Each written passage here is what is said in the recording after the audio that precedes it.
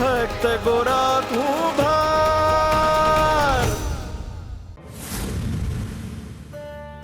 એ હારે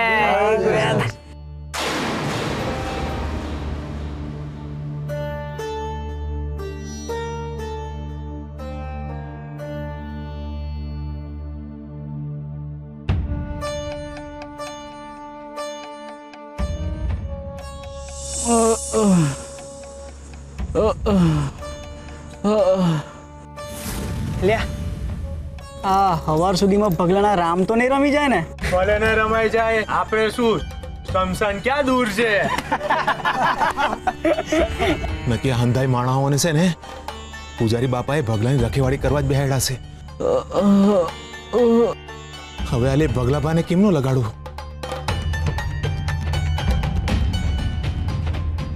શું થયું પરમાવા?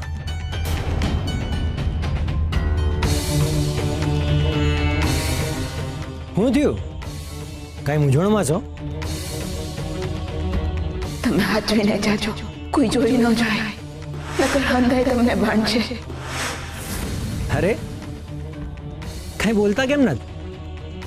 અને આ ગમછાની આડમાં હું અંતાડ્યું છે?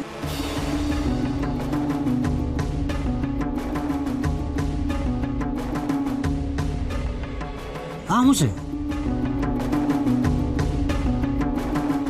કોઈને કહેવાના ના હોય તો કહું. બોલો. હરિના હમ. હા, હરિના હમ.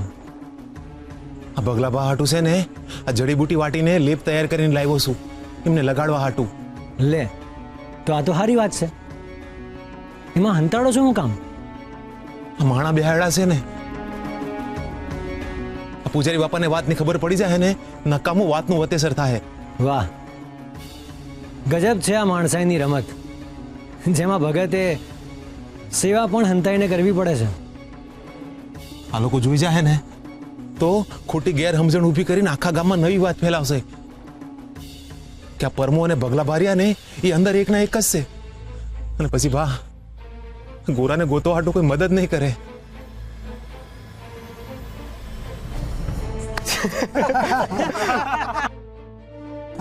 તમે ચોથી વાર હાર્યા ભીખુબા.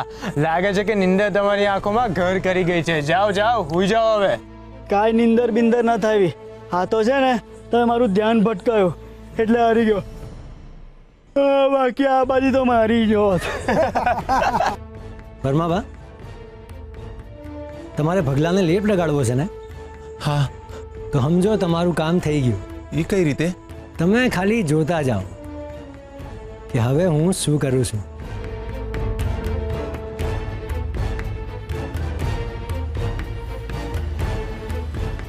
અરે અરે અરે ભીખુબા, સાચું કહું, માઠું ન લગાડતા, પણ તમને છે ને રમતા જ નથી આવડતું. હું તો કહું છું એક બાજી તમારી કોરથી મને રમવા દો. જો તમને જીતાડી ન દઉં ને તો મારું નામ શ્યામ નહીં. હાલો આ બાજુ આવી જાઓ, આવી જાઓ.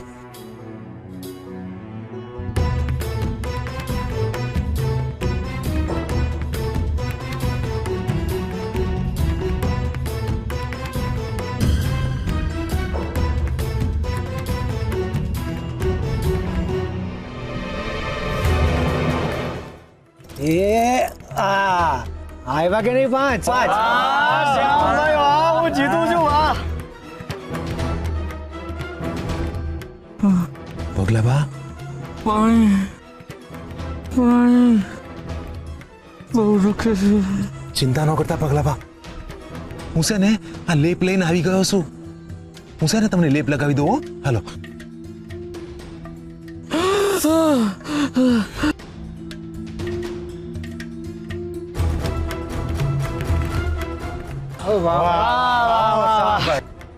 થોડું બળશે હો, પણ આનાથી છે ને રૂઝ છે ને ઝટ આવી જાય, અને હવાર સુધીમાં ઘણી રાહત થઈ જાય. હો.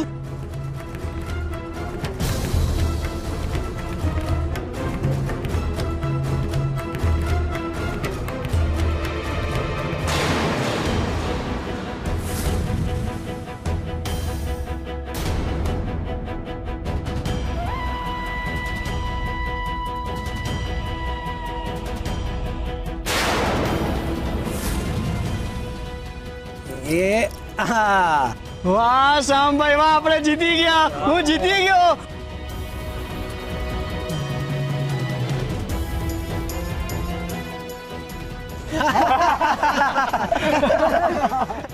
નાથ,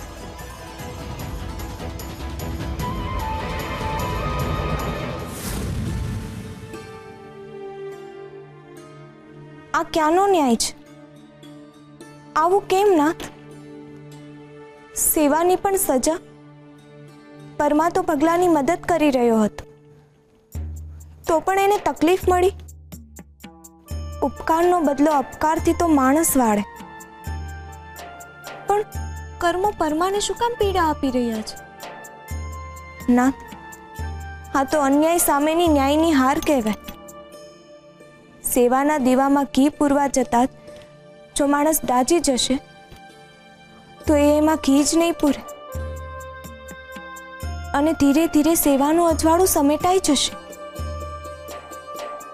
નાથ, ગુનેગારો ખુલ્લે આમ ગુનો કરે અને નિર્દોષ અને ભોળા લોકોએ દયા પણ ડરી ડરીને દેખાડવી પડે.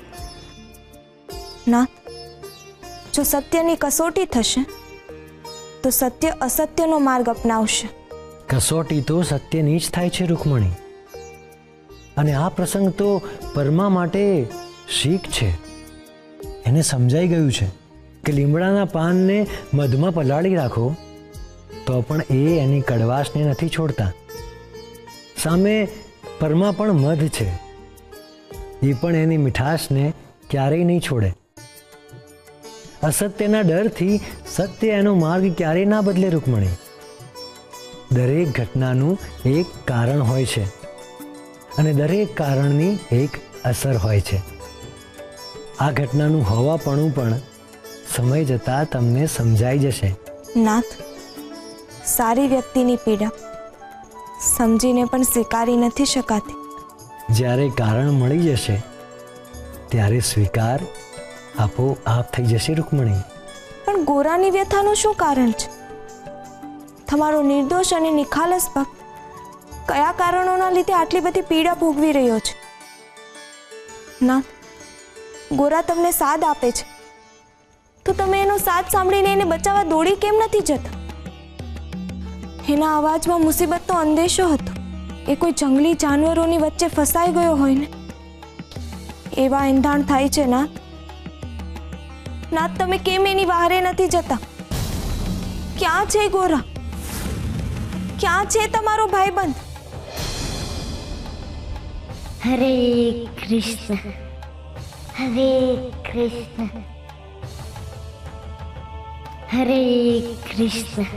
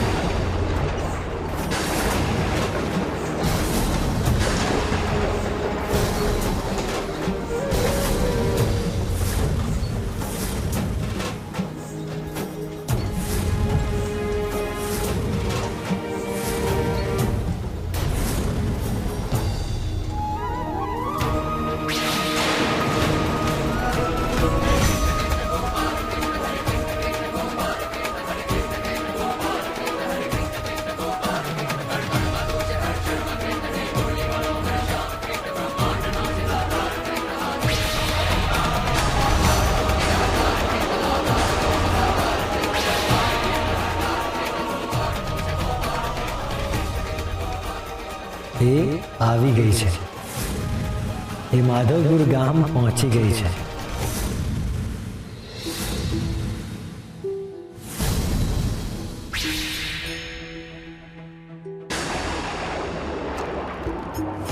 મારા ભાઈબંધને એની દરેક તકલીફમાંથી મુક્તિ આપવા, મારા ગોરાને બચાવવા એ આવી ગઈ છે. કોણ આવી ગઈ છે નાથ?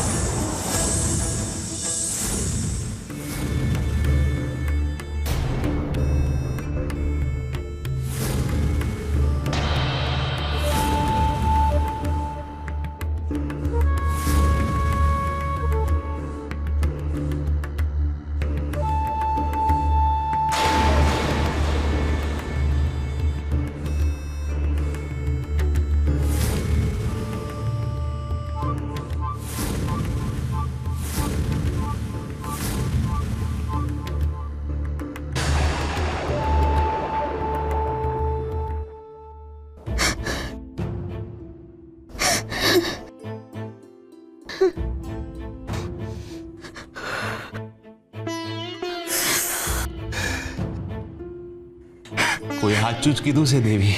માણા ભૂલ કરે પણ એના કર્મ છે ને એ ભૂલ નથી કરતા. દવા અને પ્રાર્થના એને હાસા ઠેકાણે પોગી જ જાય છે. આ ભગલાબા હાટુ આ લેપ બનાવ્યો હતો. હવે ઈ લેપ મારા જ ઘા પર લાગી રહ્યો છે. તમે છે ને વાતને અંબાળશો નહીં. મેં તમને ના પાડી હતી ને ત્યાં જવાની, તોય તમે ત્યાં ગયા. આ દયા છે ને ડાકણને જ ખાય. આ જુઓ તો ખરા આંગળીને શું હાલ કર્યા છે. એક જંગલી શિયાળ કરડ્યું હોય ને એમ બટકું ભરી લીધું છે. વખત આ સાપના મોઢેથી ઝેર કાઢવા ન જવાય, નકરી આપણને જ કરડે. હરે કૃષ્ણ, હરે કૃષ્ણ. ભગત, આ તમારા હુંકાર સાંભળીને મારા હાથ રૂજવા માંડે છે. તમારી આંગળીના હું હાલ કરી નાખ્યા છે. વખત આ પડવારમાં ભગલાભાઈએ તમારા હાલ કરી નાખ્યા, તો મારા પેટના ચણ્યાના તો હું હાલ કરી નાખ્યા છે.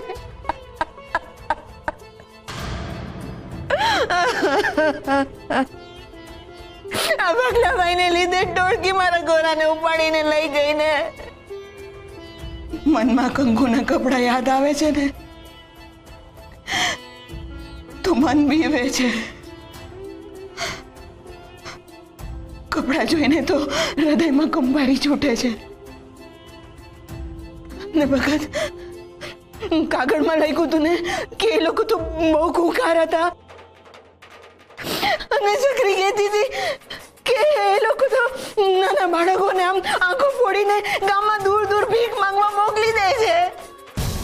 નહીં આપણા ગોરાને તો કેટલો પજવ્યો છે.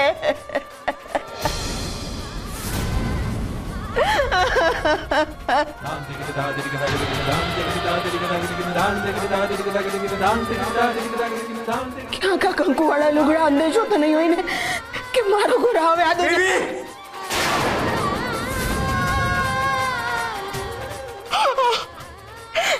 ના ના ના ના, આવું કઈ નહીં હોય, કઈ નહીં હોય. મગર આવું કઈ નહીં હોય ને. આમ ના બોલો દેવી. ગોરા વિશે કાંઈ પણ અશુભ ના બોલતા ને કાંઈ પણ અશુભ ના વિચારતા.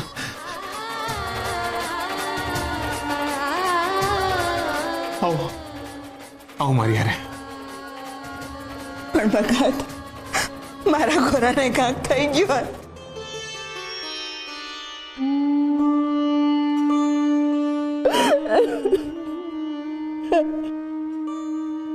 દેવી, હરિ પર શ્રદ્ધા રાખો. આ તમારા આહુડા છે ને એ લાચારી બતાવે છે, અને જેની હારે હરિ હોય એ કોઈ દી લાચાર નથી હોતા.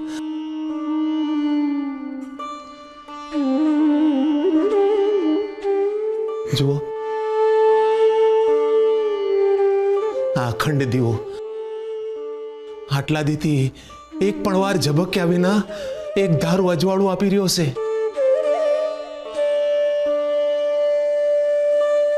આ અજવાળું શ્રદ્ધાનું છે.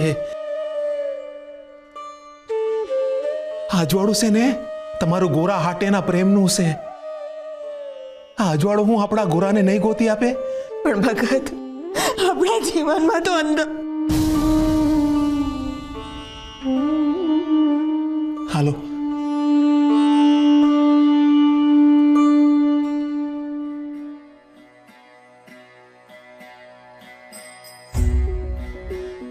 અજવાળાથી આશાનો મુકતા દેવી. શ્રદ્ધાનો દીવો છે ને એ શંકાના પવનથી અંપળવારમાં ઓલવાઈ જાય છે. આવી ભૂલ ન કરતા. જુઓ, દીવો દેવના દર્શન કરાવે છે. આ દીવો હું આપણા ગોરાને આપણા સુધી નહીં પોગાડે. ભરો હો ભગવાન બનીને વારે આવશે દેવી.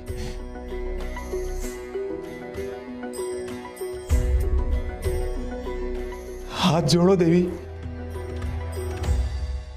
જ્યારે જ્યારે મારું મન અશાંત થઈ જાય છે ને દેવી, હું આ દીવા પાસે આવીને બેસી જાઉં છું. અરે હું ફાપે છે અને મન શાંત થઈ જાય છે. તમે જોજો, હરી છે ને આપણા ગોરાને ઊની આંચ નહીં આવવા દે.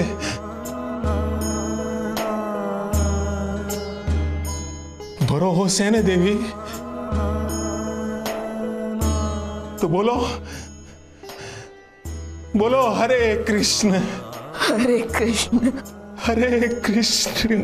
હરે કૃષ્ણ.